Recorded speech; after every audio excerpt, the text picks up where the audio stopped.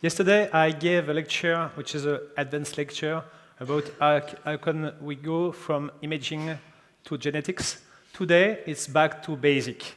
But in fact, it's the daily life. And because you know these basic imaging tools, it will help to get very nice and precise diagnosis.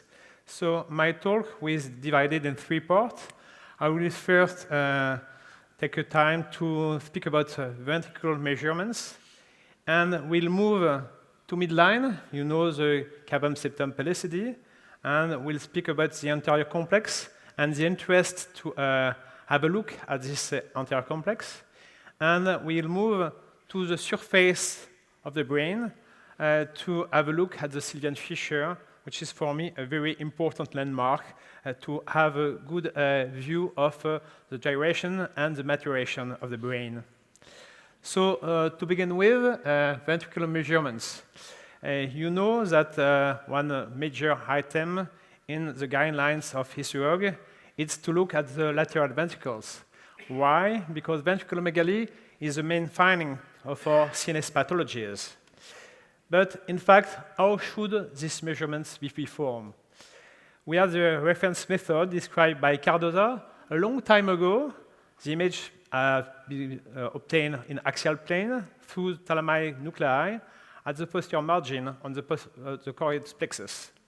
But 2 years after, Ezerman underlined that this method gives false positive due to off-axis images plane, angle measurements, improper choice of ventricular boundary.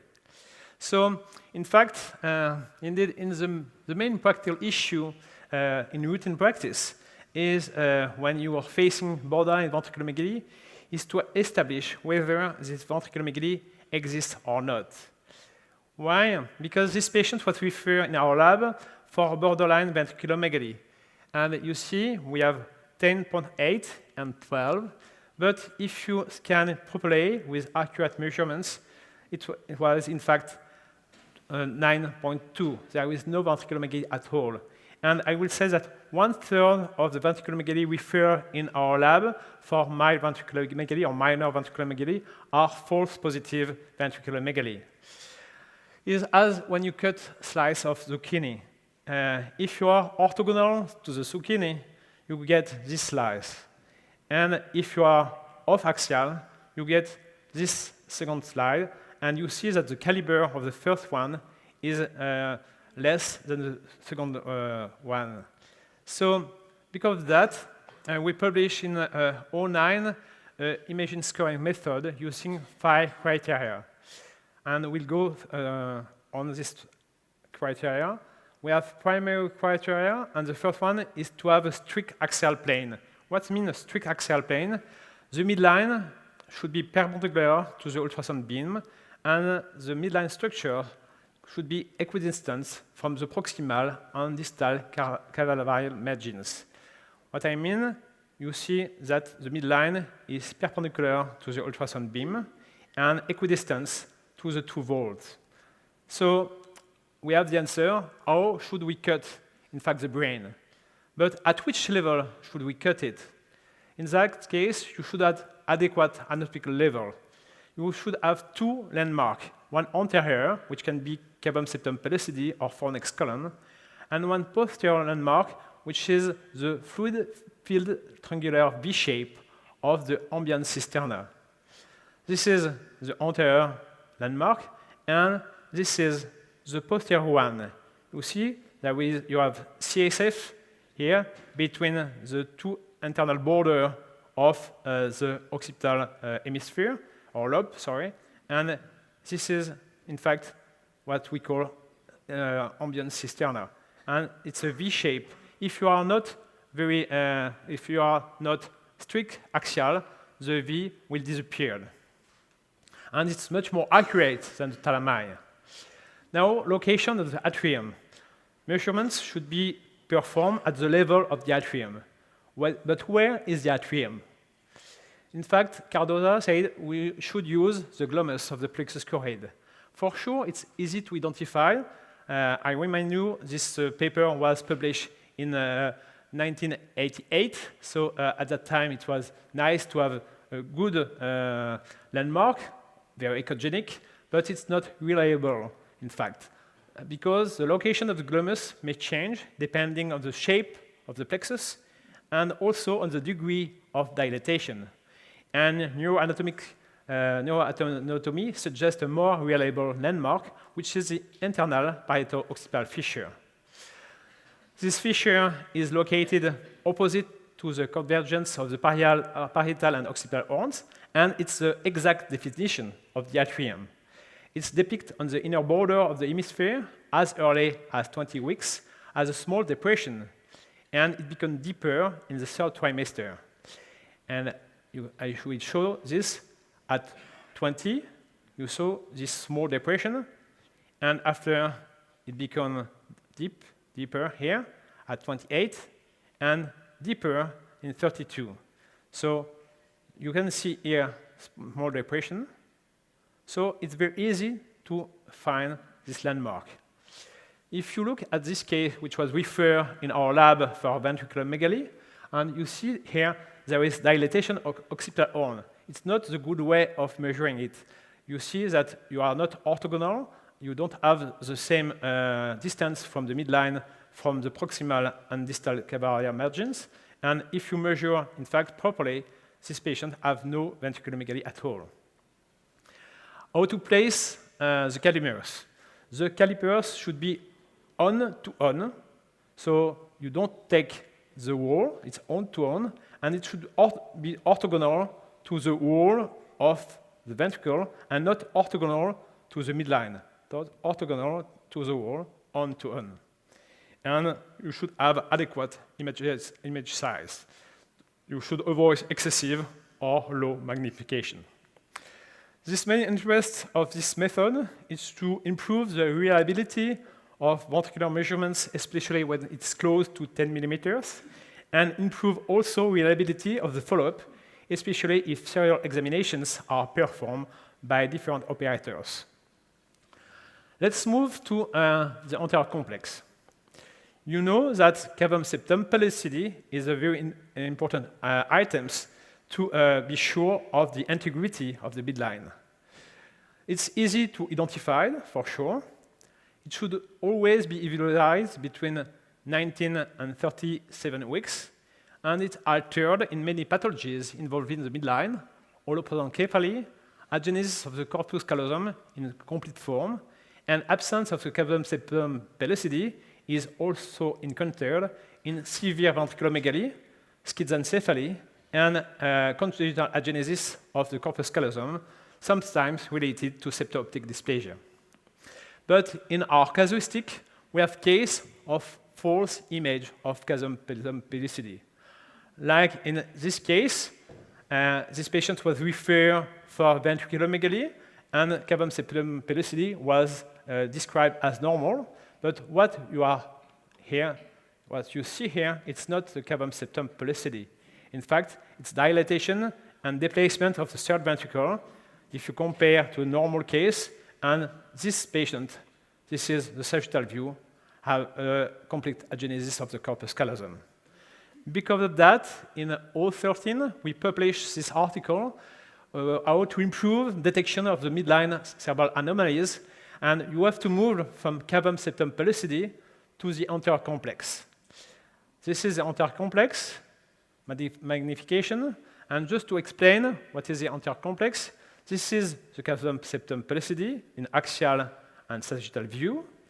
And if you have a look here on the two borders, you have the frontal horns. It's very interesting to have a look at the frontal horns just to be sure that they are symmetrical.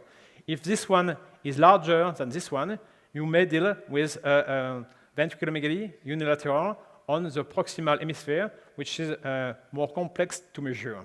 So this is interesting to have as an information. If you look here, you have the genu of the corpus callosum, which is here, and here you have a sulcus, which is the pericallosal sulcus, and this sulcus is here. You see, it's like an anchor. the basis of the anchor is here, and the handle here is the interhemispheric fissure. So here, pericallosal sulcus here, and here, the interhemispheric fissure. Is it worthwhile to have a look at the interhemispheric fissure? Yes, in some case, you don't have any interhemispheric fissure, like in holoprosencephaly, but we've published a paper in 2013 about distortion of the anterior part of the interhemispheric fissure. And in fact, it's interesting to have a good view of the midline when you have this kind of images. And you have also CNS disorganization. And we have recently seen 3 cases of tubulopathy with other findings, but the 3 cases have also this distortion of the interhemispheric fissure. For midline analysis, so you should look at this anterior complex. And just to finish, we should move to the surface of the brain to have a look at the Cdn fissure. You know that the Cdn fissure is not cited in the ISUOG guidelines, but if you look at this drawing here, you see that the Cdn fissure is here. So you have the Cdn fissure under your eye, so it can be useful to have a look at the Cdn fissure. But how to look at the Cdn fissure, it's a really important thing to discuss.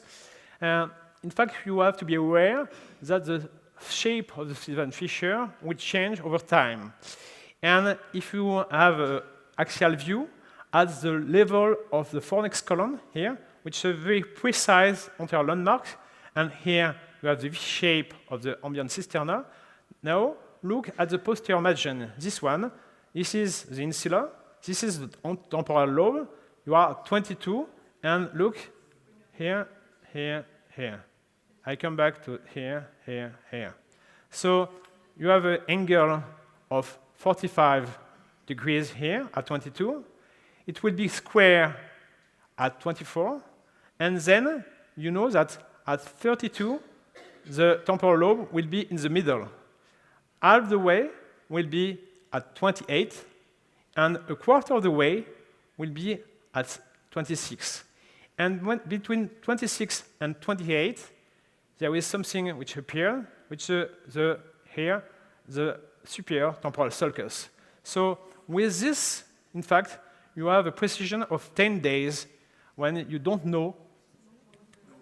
Oh, sorry. Here, sorry. So this is this one. It's okay. Sorry for that. It's okay. Oh, okay. So here you see the insula here. Here 25 degrees square between insula and temporal lobe, and then at 32 in the middle. Oh, sorry. All the way from here to here at 28, a quarter of the way at 26, and between 26 and 28, look at the temporal sulcus, the superior temporal sulcus. And we have at around 30 weeks, the inferior temporal sulcus, which appear here. So with that, you have a very easy tool to have a good idea of the maturation of the brain. Don't look at the Cdn fissure in all plane, but look at it very carefully with this landmark, anterior and posterior, and if you do that, you'll be sure that it's very simple to do it. And this is the article we made with Guarello, so you will find this on internet about the way of doing that. And I just have this case, a quick case. Patients, I saw these patients late because of denied pregnancy. I did my biometry, and look at the biometry. Are we at 28 with a small one set of IUGR, or at 26 with a big head? It's a question. So you just have a look at the Cdn Fissure. You have the insula, which is here. You don't see any temporal sulci. And here, it's 32, 28, 26. So what do you think? 26. OK. In that case, you should have a look at the TCD. If it's 26, what the 28, it's around 31, 32. If it's 26, it will be 28 or 29. So you have a look at the TCD. It's 28, so it fits with 26. And as I told you yesterday, when you are at 26, you begin to see the central sulcus here.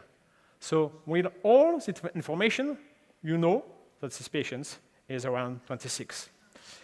Now, look at these patients. These patients were referred at 27 weeks for isolated ventriculomegaly.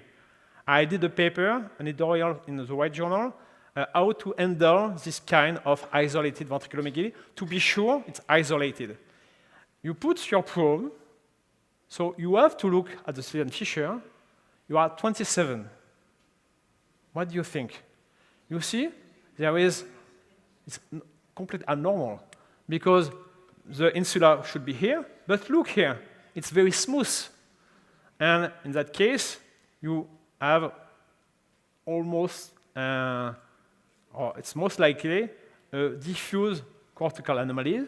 And you did an MRI, and you see this undulated pattern, which is suggestive of a diffuse polymicrogyria. So you see the interest of the Cdn Fissure. So don't look at the Cdn Fissure in all planes. Do it in one plane, but you know how to do it. And to conclude, I show you the importance of using precise neuroanatomic landmarks for sonographic examination of fetal brain. It's useful for beginners, but also for experts. And it's useful also to test new ultrasound system because you know what you want to see. If you want to see the Cdn Fissure, you can test your machine with the Cdn Fissure or with the margins of the ventriculomegaly. So for me, it's really important in the daily life. Thank you. OK. You see the V shape of the ambient cisterna here, which is here. You see the fornix column. You have the insula here. This is the temporal lobe, and there is a small depression here. So what do you think about, don't look at this.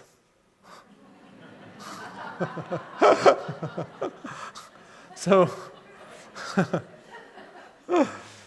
OK, you see the insula will be at 32 here. It's out the way, and you have the small depression of the superior temporal sulcus. So it's correct to think that this patient is around 28. So in that case, if you can move, if you move to the TCD, what you want me to change the probe? No?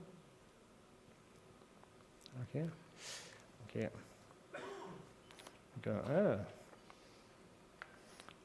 Difficult to see the border here. Up. So you are expecting 32, 31, 32. So you all agree that this patient is around 28, which is what we are just seeing. So you see that here, the two landmarks which are very important is the interior. The anterior can be the cavum septum pellucidum, which is here, but just below, you have here the fornix column. And in fact, it's much. You see the cavum septum pellucidum.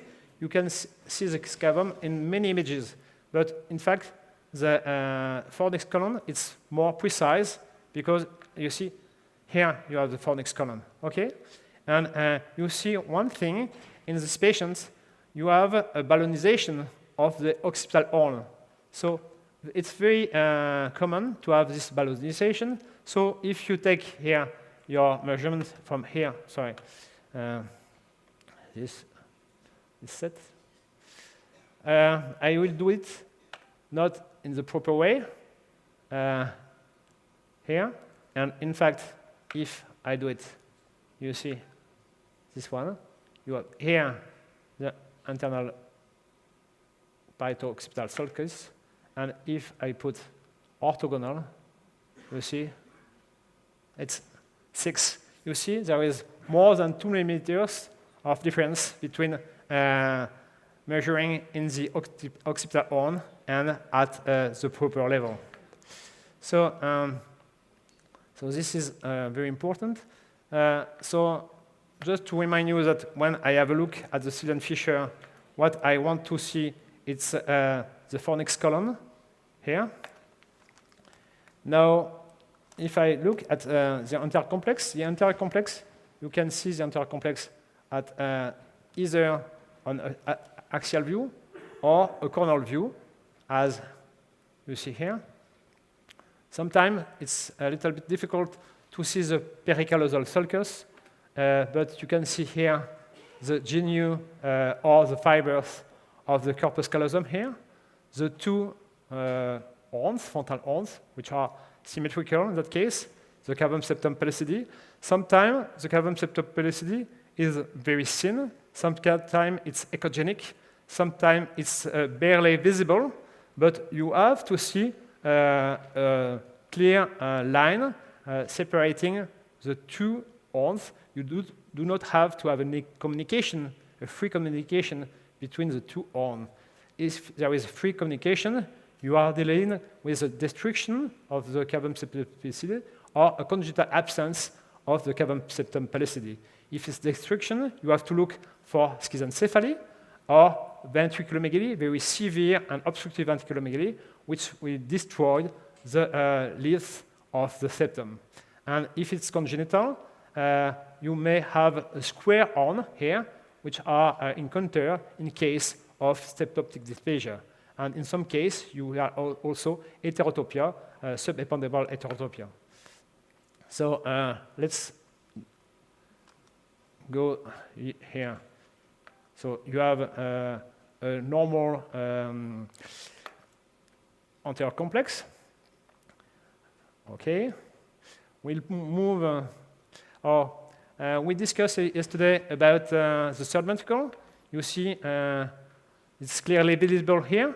And you see how nice you can see the aqueduct from the third ventricle to the fourth ventricle. You see? You see there is the lumen up here. So you see the two borders of the aqueduct and the lumen between the fourth ventricle and the third ventricle. You see, when you have isolated ventriculomegaly with a third ventricle which look a little bit dilated, you should have a look at this aqueduct, and it can be easily seen. Yesterday, I showed you a case of Joubert syndrome, and I tell you that in Joubert syndrome, the AP diameter is in fact larger than the transverse diameter. Normally, the transverse diameter is larger than the AP diameter. When this diameter is large like this, it's because you have elongation of the peduncle, and in that case, you are dealing with Joubert syndrome, and you should have a very look at the kinases to see if they are not echogenic, and in that case, you have very nice kinase, and also a very you look at the end just to see if there is post-axial exadactyly, and in that case, you see there is no post-axial exadactyly. You have to do that in both hands and both feet. Okay? So let's go back, because some people think that I do only CNS. No, I do also whole body scan. Maybe you can appreciate here how clear are the images on the brainstem, on the two peduncles, and you can see here the aqueduct in axial plane. Is there any question from the audience about axial plane before moving to other plane? Questions? Okay. No question at all? Yeah, it's coming. Sometimes there are questions. Hello. Yes? Sometimes when you read in the papers, you see the term septal leaflets, and it's related to the cave and septum pellucidum. Could you point those out clearly, please, in the axial plane? In fact, here, you see, it's the border of the cavum septum pellucidum. This is the border. And there are, in some case, when there is here, in severe obstructive ventriculomegaly, the leaflets are destroyed, and there is communication, and it can be on one side, on the other side, or complete or incomplete, depending if it's long-term ventriculomegaly or short-term ventriculomegaly. Okay. No question about the optic nerve. I know people want to see the optic nerve. In that case, you see clearly the two optic nerves here. You see, depending on how important are the peripheral spaces. In that case, it's very easy to see the optic nerve coming from the chiasma with here and the two optic nerve here. Okay? Perfect. She's a nice patient. Yeah. Keep in mind this V shape. Yeah? Try to have always this V shape. And I don't underline that you see when I scan, you see that I can do the same kind of images that I can do with MR. You see? So for me, doing fusions, I show you some images of fusions yesterday. It's very easy because you see, when I fuse, I took my images in MR and I put this on my ultrasound system, and I have almost the same images. You see the temporal lobe here, you see some subarachnoid vein here, you see the foliation of the two hemispheres, you see the fourth ventricle, the brainstem, and you can go from top to down like that. Okay? Here I just show you the central sulcus. I show you that at 22 there is a small depression, and this depression becomes deeper and almost at the middle of the hemispheres at 28. So it confirms the fact that we are at 28. Okay? Let's move to the sagittal view, if we can. Yesterday it was difficult. I will see if today it's better. Sorry. I don't want to press too hard.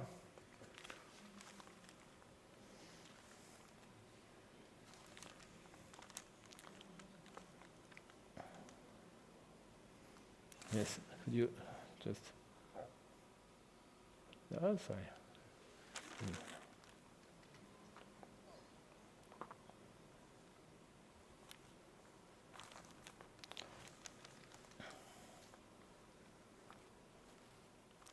You know that I tried to do my best, but... Okay. It's not perfect, but you may see the corpus callosum here, from here to here, but you want to see the entire part, and I agree with you that I want to see the entire part. So next time up. Just to tell you that if I can do that, we can do on a corneal view to see, in fact, the corpus callosum from anterior to posterior. But when you do that, in fact, you see the fibers of the corpus callosum here, but you have no idea of the length. So you may have short corpus callosum, and you do your work like that, and in fact, you may have small corpus callosum, and to have a clear view of the corpus callosum, you have to get the sagittal view. Sorry. Here. Sorry, it's not completely clear, but you measure from here to here. And I have a question for you. If the corpus callosum is short, what are you doing with your image? Not with your biological workup. What the main things to do, and you have a look at something very important in case of short corpus callosum, which is something which is very close to the corpus callosum.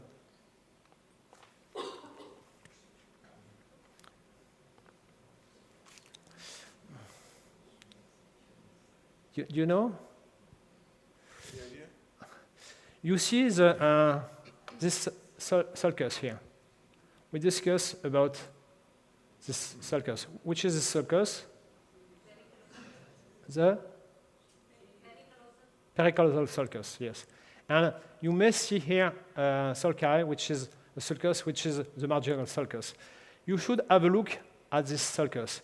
If this sulcus looks thick or bright, what are you looking at? To lipoma. Yes, a pericallosal lipoma. So in that case, if there is a shortness of the corpus callosum, look at your sulcus. If your sulcus looks too bright and enlarged, it may be a lipoma. And if you wait till the end of the pregnancy, you will see that this structure will be thicker because lipoma have a tendency to grow over time during the pregnancy.